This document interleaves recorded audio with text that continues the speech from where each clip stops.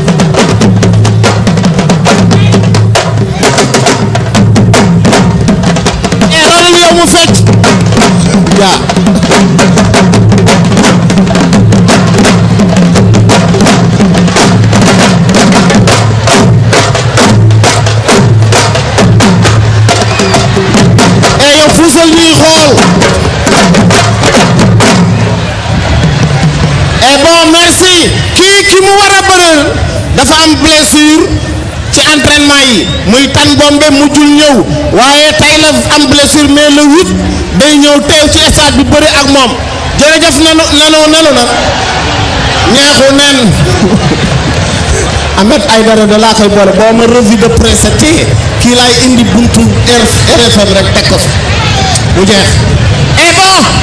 ñaari yaar et dugalal ñaari yaar waay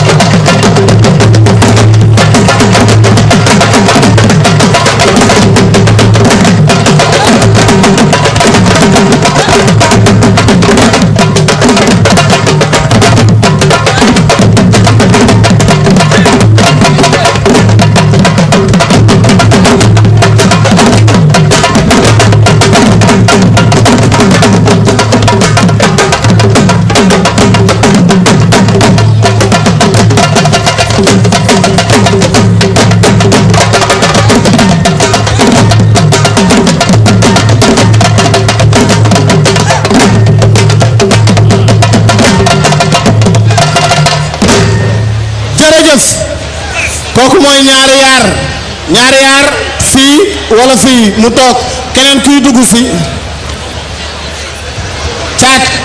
caatu Boy Bambara écurie Boy Bambara kon dugalal caatu Boy Bambara kabar na ñetti yoon kooku mooy Jim le grand caméraman. Ah bon? Dégg ah non non côté ni mu lay cadré moom. Tigo Africa Cola Sofia Tigo rek Africa Cola rek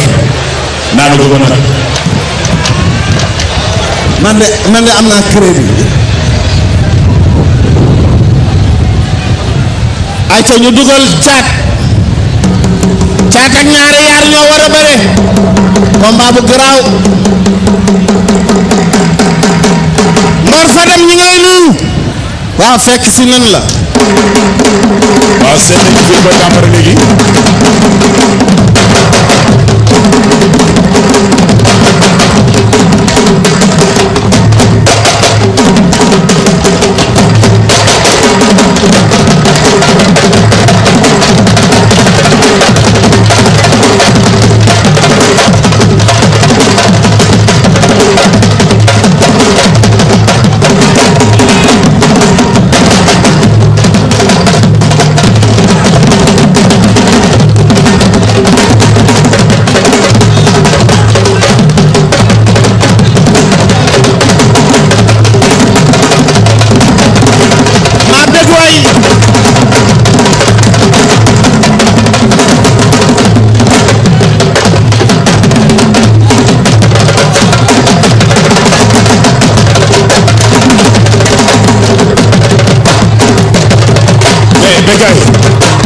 Bécaye am na seen boor ak léegi parce que caat dafa yëngal muscle yu pare daal di xool ñaari yaar waaw ne ko nii ci bët waaw dam la ko def waaye le wit waay ah waaye xool na ko garaaw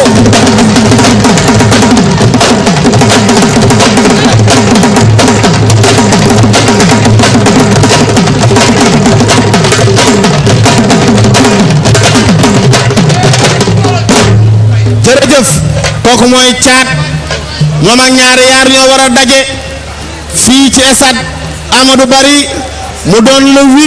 8 lamb bu neex bu am solo bu nu ko fàtti Mor Fadam a ngi noonu fii la dëkk champion d'Afrique champion du Sénégal Mor Fadam ñu ngi koy nuyu bu baax bu nu ñuy géej way fekk ko